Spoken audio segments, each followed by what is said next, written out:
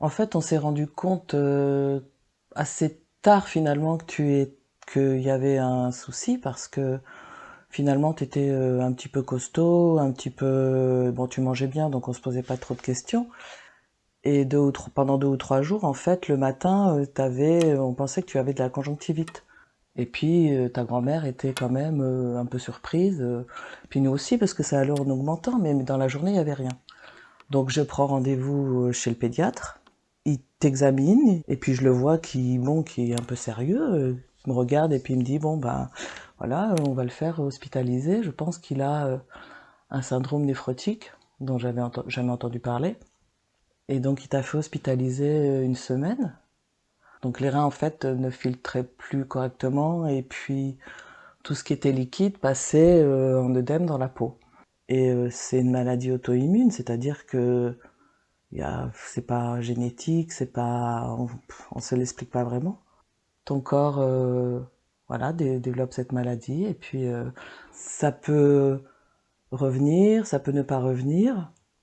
Donc je me suis renseignée, il existe une association des parents d'enfants atteints du syndrome néphrotique, donc je me suis inscrite à l'association, je suis allée à une ou deux conférences avec des gens de la région, qui avaient deux jumelles dont une était atteinte de cette maladie.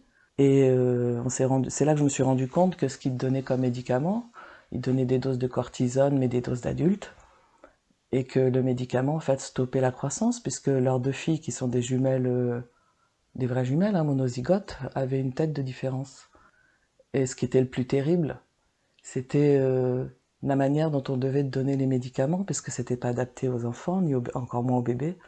Donc en fait, il fallait écraser les médicaments dans un verre, mettre un fond d'eau, récupérer avec une pipette, et puis je devais te mettre sur mes genoux, te tenir les mains et te filer le médicament dans la bouche à la pipette pour être sûr que tu les prennes. Donc bon, je dirais que c'est un traumatisme pour les parents aussi, parce que c'est pas évident puis franchement, on a goûté, c'est infect, hein. C'est franchement se dire qu'on te filait ça, parce qu'on a quand même testé, hein, pour voir ce qu'on te donnait. Et c'était juste pas bon. Et bon, tout le monde sait que la cortisone, ça énerve. Et en plus, ça crée une faim perpétuelle. Et ça a donné lieu à des scènes un peu surréalistes dans des magasins, en fait. On a fait pleurer une caissière à Intermarché. Parce qu'en fait, je suis allée faire des courses, il y avait du pain dans le caddie, et je me suis pas rendu compte, en fait, t'as attaqué tout le pain. Donc il restait plus que la croûte, t'avais mangé toute la nuit en piochant. Et donc on est arrivé à la caisse, je t'ai enlevé le pain, tu hurlais et tout.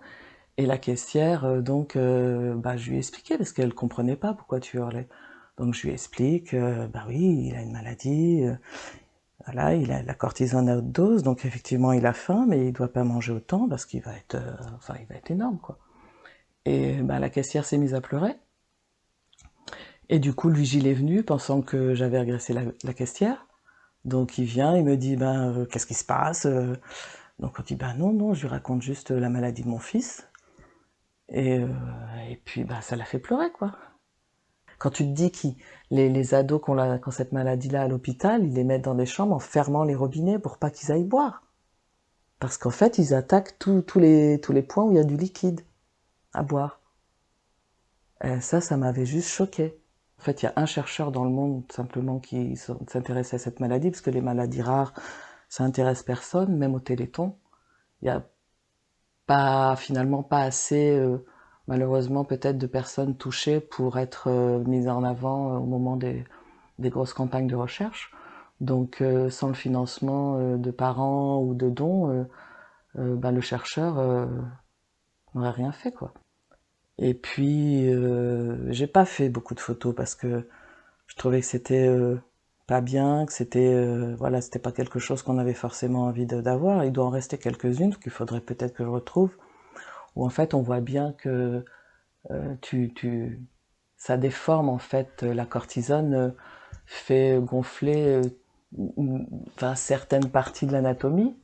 Donc c'est voilà, c'est pas forcément quelque chose dont on a un bon souvenir. Après, ça fait partie de ton histoire.